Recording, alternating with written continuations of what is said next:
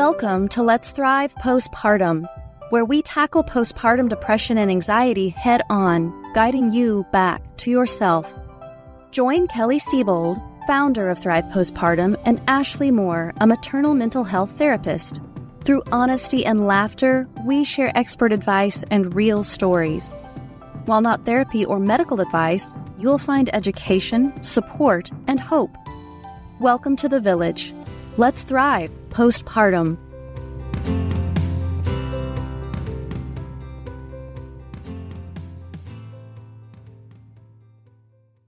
Hi, and welcome back to Let's Thrive Postpartum. I'm Kelly. And I'm Ashley. Today, we are really excited for you all to meet Kelly Hubbell.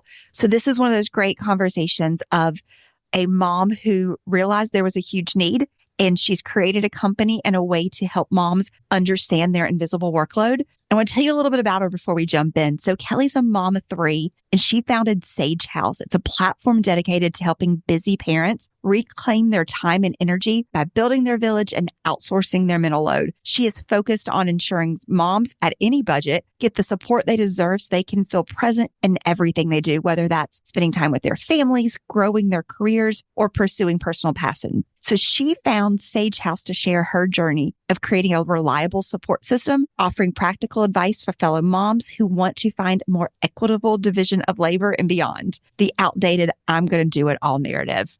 Mm-hmm. It's a great conversation. Yeah, it's really wonderful. I think she's going to tell us about kind of diving in. And Kelly, this is stuff we've talked about before on here, but this is kind of the action of like what you can do about some of these like frustrations and challenges. And so thinking about the invisible load that many women and parents carry, how to audit your time. And she has this wonderful like quiz on her website that you go through and see like how is your time actually being spent when it comes to all the household and family management tasks, and how to ask for help and kind of hire your village and outsource some of those things. But I think interwoven throughout a lot of there is just information on how to communicate with your partner, how to ask for help, how to kind of get to the place where you're like, I think I want things to feel and like be a little bit different. And she has come up with a solution for it. So I think it was so fun. I can't wait. Well, let's meet Kelly.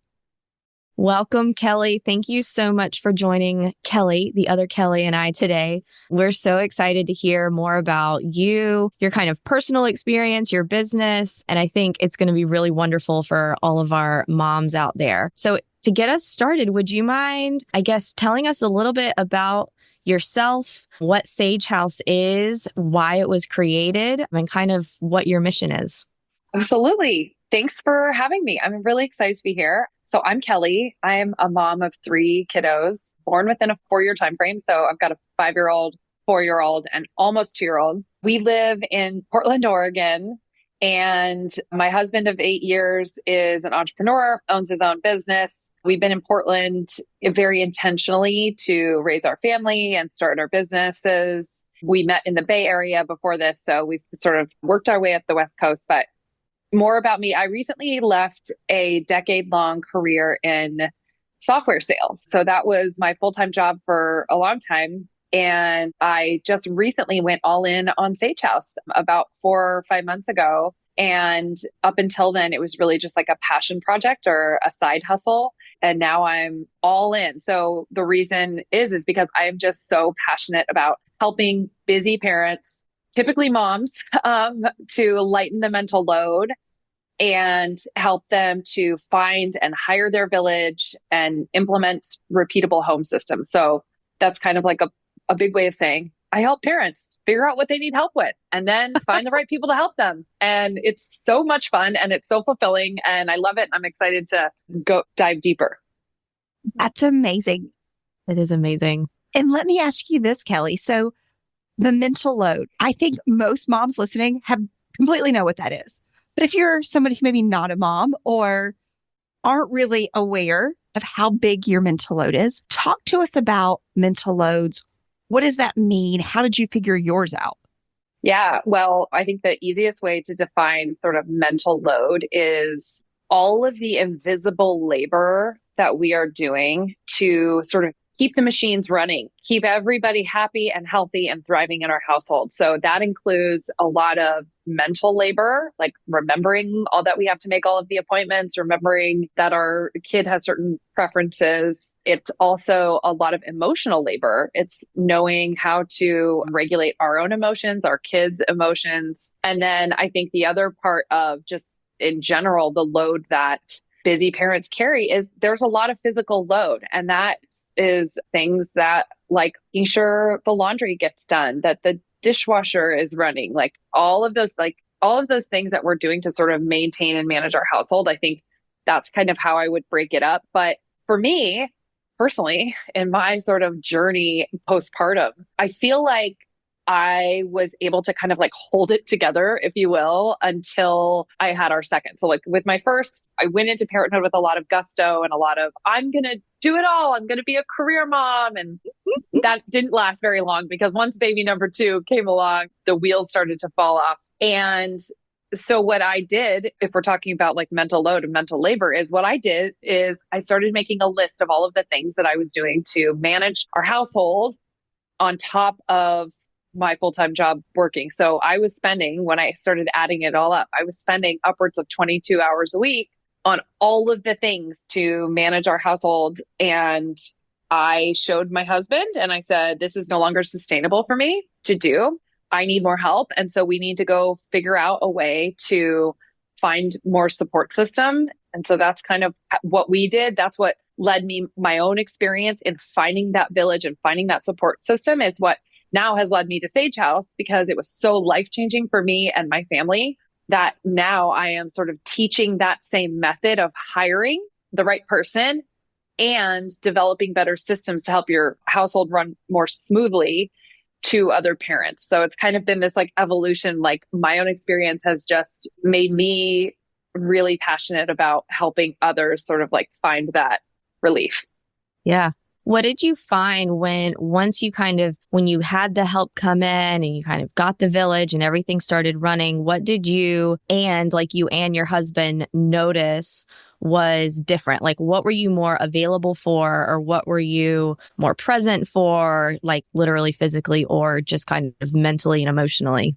Literally everything in my life. Like, I mean, when I say this was life-changing, I mean, I'm not saying that like this is not a marketing scheme. Like, I felt like the more I was able to delegate and get things out of my brain and know that I could really trust and rely on someone else to help me and get things done, it opened up like so much more capacity for me to be more present with my kids instead of running through my to-do list. Like when I was playing with them, I was playing with them and I wasn't just worried about my grocery lists because I knew that my staple groceries were going to be in the fridge. And so I was able to be more present with my partner because as many of us know, like hours in the day are so limited, minutes in the day are so limited, especially to like reconnect with your partner at the end of the day and just keep that going. So I felt like that changed. And then this sounds funny, but like I suddenly had more capacity for like my career and where did I want to go with it? And like really thinking through like what was important for me and how was I prioritizing my life. And that's actually what led me to Sage House. It's like, because I suddenly got this like bandwidth back, I was able to really think like, what do I want to do with my time and my life and my energy? And so anyway, I think everything like offloading just gains you so much more just like perspective and time and mental space and clarity to spend on other things. That makes so much sense. And our moms, as you know, a lot of them are postpartum, are struggling with depression, anxiety, or maybe just overwhelm of motherhood. And I can imagine how mentally that would be relaxing or de-stressing to be able to take some of that mental workload off of yourself and actually be able to focus either on healing or your child. Let me ask this because I'm not good at asking for help. So Kelly, when you decided I have this massive spreadsheet, this list that you talked to your husband, how did you then go and figure out how to get someone to help you? You've mentioned home systems. What is that process like? Yeah, great question. It's that leap that I feel like is why Sage House exists and why I help. And so making the leap from, oh my gosh, I'm so overwhelmed and I'm doing all these things, to handing them off to the right person in the right way and trusting that someone will do it how we want it done. Like that whole asking for help. So a couple things. One, I would say like the first step in when I work with either one-on-one clients, because I do that too. I sometimes work with one-on-one clients to help them find a house manager, or the women who come into my small group cohorts. The first thing we do is make the invisible visible. So we do that sort of like audit of time. Like, what are all of the things that you're doing in your home today? And like all of the things you're doing to take care of your kids and your family today, so that you can see and like really visualize, wow, I'm doing so much. And I need to go from this to another exercise we do is thinking about like, what is our ideal day, week, look like? Because then you see the difference. Like, this is what I'm doing now. This is what I want to be doing now. And that exercise allows you to see what are the things I need to get off my plate. And from there, it's really like, it's more logistical in the Sage House hiring method that I teach, which is more like, okay, now that I can pick these sort of top 5 things that I know I really need help with and I want to delegate, how long do those tasks take me? Is it 5 hours a week, 10 hours a week? How does that fit in with my budget? How can I now think about an hourly rate that I could pay someone to help me with these things? And like, what kind of value does that bring back to my life? Yeah. And then it's sort of thinking, and then it's like, I could talk more about like logistics, which is included in like on my digital course in my cohort. I have templates for all the things like job descriptions, interview questions, the right things to ask people. When you call references, what are those things? Like an attorney drafted employment agreement, like all of the sort of stuff that of the process. But I really think what it comes down to is like figuring out when you need help with. I guess, Kelly, one other thing that I'll say is I think a lot of us are really scared and afraid of asking for help. I think up until this point, society has told us we should be able to do it all. We can have it all. We can have a career and a family. And it's a big lie. It's a big lie because we can't do it without help. And so I think what I would say is it's hard to ask for help, but like it is so freeing when you can and finally ask for help. And I think what I'm seeing is so many moms are finally ditching the supermom narrative. They're ditching the do-it-all narrative. And they're realizing that it's just more beneficial for themselves, for their family, and their health and well-being when they can ask for help. So, yeah.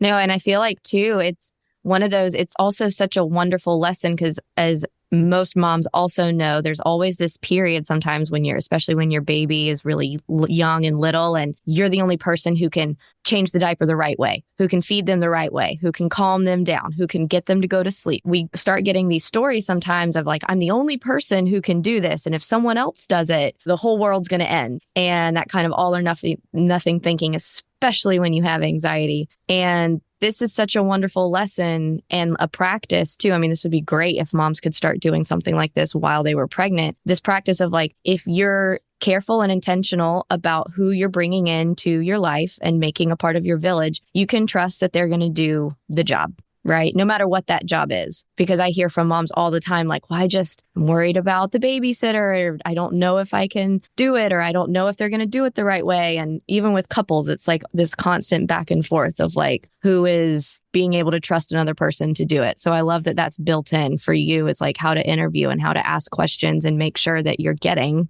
exactly who you need for your family. Yeah, Ashley, I think you bring up a couple really interesting points. One is we have our own barriers to letting things go and trusting that someone will do it our way and the way that we want it done. And it's really interesting because in our own personal life, we create that own barrier for ourselves. But in the workforce, in our careers, in our office environment as managers, we're really good at delegating. We're really good at saying, this is how I want something done. This is how I'm going to coach you on. And if you have a better way of doing it, I'm open to it. But like, it's really interesting how like, if we start to apply the principles that we've learned in sort of like our careers to our home, we can then sort of debunk these myths that like someone can't wash our jeans on cold inside out the same way we do, because they can. Yeah. Actually, they can. Yeah. And then the other thing that you touched on, which is interesting, is I've been partner collaboration and like being able to rely on your partner and work together as a team in these really insane seasons of life. I think one sort of terminology that I feel like I'm getting away from, but it's still this like hot verbiage that we're using is division of labor, like, oh, division of labor, this, division of labor. Sometimes I feel like the term division of labor feels really divisive. Okay. So what I like to use instead, like with my cohort and like women that I work with, is partner collaboration. Like, you guys aren't like dividing, like you do this, I do this, you do this. It's like we're collaborating together to figure out, what do we both really need? What do we need help with? Like, how are we like working together? It's not always 50-50. Life isn't that way. And so I think what it comes down to is like being able to trust your partner, setting up expectations for each other that are like reasonable, that you can like continually work on, so that you don't feel like you're in it alone. To your point, like you don't feel like you're telling yourself this story. Oh, it's all me. If it's not me, then it won't get done. And so all of that. So yeah. I know the partner piece is so important too. I mean, even then, like the work that you do with women or families and however they come to you, I mean, that kind of stuff and the way you communicate about it bleeds over into everything else, because that is one of the number one. I mean, when Kelly and I have talked with people in my own practice, like one of the biggest things, especially with families that have young kids, is the resentment that parents feel towards the other one because things don't feel fair, or one person feels like they are doing so much more. And it always comes back down to like recognizing the visible versus invisible load that each person carries, because it does tend to skew in very typical ways. And so it's so important that people are able to communicate about that, because it'll improve your marriage too, guys, just by the way. absolutely. No, I couldn't agree more. I think it's all about sort of being explicit with your partner, and then, yeah, setting up expectations that are realistic. And what I love about finding your village and relying on other people to support you is you're no longer like pushing things, like I said, dividing, like pushing things onto each other's plates. It's like, how about we make a third plate? And how about we both sort of put things onto this other plate and sort of like find relief? And I mean, seriously, it changed my marriage to no longer be sort of like doing that scorekeeping and being like low key resentful all the time about all of the things that I was doing, because yeah. So I agree. So Kelly, let me ask this. So we talked first about one of your first steps is to make a list of all the different things that you are doing physically, emotionally, mentally, of the invisible workload. Let's say there's a mom listening who's like, you're right, I need to outsource. I need to hire that village. What tips do you have for somebody of even where to start? Like, where have you lessons learned of places that moms should look or shouldn't do if they decide to get help for their village? Yeah. Well, the first thing I would say is don't start making a checklist by yourself, because I've done all of that hard work for you and I have like a good starting place for you. So on my website, if you go to mysagehouse.com, you can take a 8-question quiz. Like, will take you less than 2 minutes. And by answering the questions, it will create a dashboard that shows you how much time you're probably spending managing your household today. And it will suggest to you roles to consider hiring based on that, the answers to the question. It will also give you that big long checklist that I created that's honestly pretty holistic of all of the things I was doing to manage my household. And then you can take it from there. And so best place to start, go do that. And like literally print the checklist out if that helps you, and take it to your partner. Start having the conversation. Just have a conversation with your partner. Hey, these are all the things I'm doing managing my household, our household. These are all of the things that like feel really invisible that I'm trying to make more visible so that we can start talking about. And by the way, is there anything you would add to this list? What are the things you're doing that are invisible that I'm not seeing, that you're feeling underappreciated for, or you're feeling like overwhelmed by? And how do we now come together and think, are we valuing our time right now? Like, how wild is this season of life that we're in, where we're just sort of like surviving instead of thriving? And like, how can we maybe think about more help, or finding our village or support system, or getting creative to work within our budget of like, is there a mother's helper in our neighborhood who could help us? Is there like a kid who wants to walk our dog a couple times a day because that would buy us an hour back of time? Do we already have cleaners who could come in and help fold laundry? So I think it's like, start there. Like, don't go it alone. I can help you. I think there's a lot of fantastic resources out there, but yeah, I'm here to help.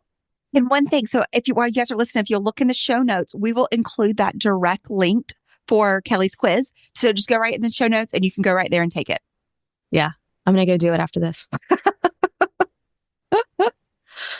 Oh man. Do you find with like, is there the families and like people that you're working with, is it lots of young kids, people with teenagers? Like, what does that look like? It's all across the board because no matter what season of life you're in, it's all crazy because those of us with young kids and like toddlers, it's really physical. I feel like it's really like, it's very hands on. It's like you're getting them dressed, you're bathing. It's like a lot of that. And then is there a lot of women in my cohort who also have kids who are sort of like preteen, teen, adolescent. And those moms are like, I need so much help in my household because I'm out of the house all day running kids around. They're like, I'm a taxi driver. And they want to be doing that, by the way. Like they want to go to their kids' soccer games and basketball games and volunteer at school and like do all of that. And so they need more help in their household with like all that other stuff. And then I feel like the other thing is parents of any age, child, like there are different times where kids might have like increased medical needs or like emotional needs. And having more, like we talked about, like space and capacity to like meet emotional needs, like it's all intertwined. Like you can not do like the laundry and the grocery shopping and like that is no longer like sort of taking over your brain. Like you have more space for compassion and like empathy and meeting your kids where they're at. And so I would say like, honestly, all ages runs the gamut. Yeah. Wow. What else should we ask from tips? What have we not brought up, Kelly, that you think a mom or dad who's kind of struggling right now listening should know? Oh gosh.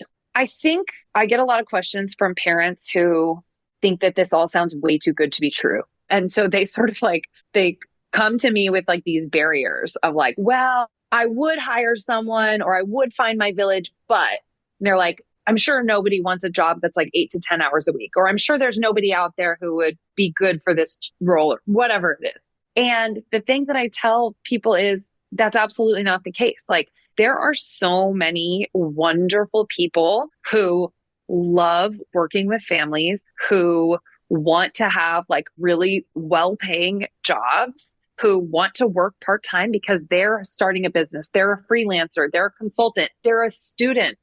And so I think like that's one of the questions I get a lot of the time. So I think just know that like there are people out there that are incredible and they exist and they want to help you. And then I'm just thinking, what else? Yeah, I think I mentioned this, but I just really feel like we're at a big turning point in our sort of like society and culture, and that moms are saying, finally putting their foot down, and they're saying like, this isn't healthy for me to do it all. And I love that. And I really feel like we are going to model something very different for our children than what was modeled to us. And I think that generally that is a very positive thing. Yeah. No, it definitely is. Because you said at the beginning, there's only so many hours a day. And as a mom, these moments are fleeting. You want to spend time with your partner. You want to spend time with your kids. It's the laundry and everything else that you need to do to make your life run. If you could get that away and be more present, it's just an amazing opportunity for so many of us. Yeah. I have a friend, she likes to describe the kind of your capacity cup. And just thinking about it is like, sometimes we can make it stretch, right? Like just a little bit, but it's not this infinite space that can just grow and grow and grow to hold everything and everyone and all the feelings and jobs and everything like that. And so it's like, if your cup is getting filled up every day by like certain tasks or certain things, you aren't going to have the capacity to like, I guess, kind of gently, or the way you want to handle like big toddler emotions, right? Or big teenager emotions. You're not going to have the capacity to respond to that in like the way that you want to, because you're already full. Like there's nowhere else for it to go. And so, yeah, I mean, coming up, thinking about ways and exploring like all options for people in terms of trying to regain that balance and have that conversation within your family and is huge, because it just affects the whole family dynamic. It's so important. Couldn't agree more. Yeah. Kelly, this has been so great. I'm really excited to go take the quiz and see the workload that we have that we don't realize in our household as well. So tell everybody listening, if we'll have a link to the quiz, but if they want to know more about what you do or how to get in touch with you, let them know how to find you. Yeah. So you can find me on Instagram at my Sage House. House is spelled Haus. I'm also on LinkedIn, Kelly Hubbell. And I would say another really good place to start, just to sort of get to know me and some of the solutions that I can help offer, is I have a 5-day free program that you can find through my Stan store on Instagram. And that's sort of like a starter course, if you will. And then if you are interested in going deeper and doing a 6-week cohort, we meet for 1 hour a week. That is kicking off. I'm in one right now, but the next one's kicking off in February of 2025. Would love to get you in there. And then if you are like, Kelly, I just want you to find and hire my unicorn for me, give me a call. DM me, reach out. I'm happy to help. So I think that's everything. Wonderful. Well, thank you so much. This has been, I'm so excited to go and explore more. I love all the creative ways that moms are like solving the problems of the universe. It's just fascinating. So thank you. Thanks for having me. That was such a great conversation. I think I learned a lot, and I'm not going to lie. I really can't wait to go take her quiz, because even for myself, trying to think of all the things that I do, and I'm sure that my husband does as well, it's a never ending ongoing list of birthdays and appointments and what food does my daughter refuse to eat today? It never ends. Yeah, I know. I'm very curious too about some of the templates and like things that she's already created in there that families can use to help kind of guide that conversation. Because I mean, this is something we hear so often from new moms, and especially moms that are like struggling with mental health concerns, like after having a baby, is this whole who's going to do this, or I feel like I'm doing everything, and not being able to communicate with your partner on who's going to do what and how we're going to do things in a way that everyone is feeling happy, right? Like you don't want to get through every day and just being like, oh God, we got everything's done. Okay. Right. Like that's not what you want. And regardless, I feel like being a new mom, that's how you feel anyways. If you can take some of the extra stuff off on top of that, that has to help give you more time to focus on your child and your well-being. Yeah, no, definitely. And I mean, that's one of the first things that when I'm working with a new mom that's coming in and who's really struggling is like, there are certain things we really have to focus on. Your sleep, right? And to get sleep, sometimes with a newborn, like you have to ask for help because there's no other way it's going to happen. But focusing on the things that you need to feel your best, whether that's physical recovery, recovering from postpartum depression or anxiety, or just kind of recovering from those initial couple of months as being a new mom, you've got to be able to focus on the things that you need. But at the same time, though, not feeling like maybe everything else around you was falling apart. Yeah.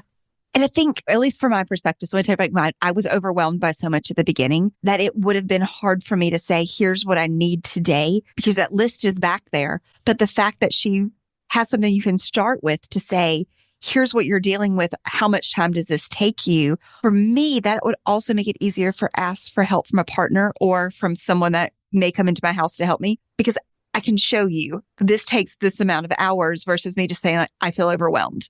And a lot of times I get stuck in the I feel overwhelmed, not the how to actually write it down and quantify it, which is key to fixing it. Yeah, no, I know. Well, and it goes back to, it's kind of like with the mental health plan that we have for pregnant moms is going through and thinking about some of those tasks that you want help with, right? Like a lot of new moms, again, like you don't necessarily want someone to sit there and hold the baby for 30 minutes. You would rather that they fold the laundry or that they wash the dishes or Exactly. Do some of the things that you're like, I don't want to spend my time doing that right now. Like I want to spend my time doing these things. So being able just to kind of have these different ways of coming up with what that list is, how to talk to people about it is really important.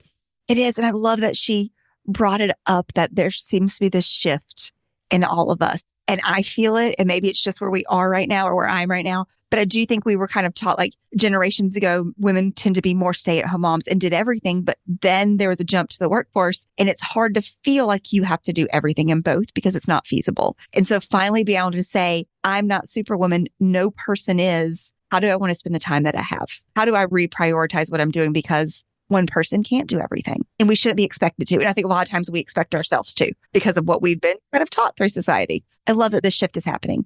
Yeah, I know. I do too. It's really great. So if you're a mom and you're out there listening, think through your mental load, all the things that are keeping you busy, whether you see it or not, kind of thinking through those things and looking at ideas of how do you talk to your support person, your partner? How do you find a village if you need additional help? Because again, the more we can take care of you, the better that capacity you have to take care of yourself and your child. And how do we make it as easy for you as possible? Yeah, I know. I love that. Thank you, Kelly. Thank you. We'll see you guys next week. If you enjoyed this episode and found it helpful, please be sure to hit subscribe, leave us your feedback, and give us a 5-star review. For even more support, visit us at wethrivepostpartum.com/podcast to sign up for our newsletter and learn more about our community. Remember, you are not alone. With support, you can feel better. Together, let's thrive postpartum.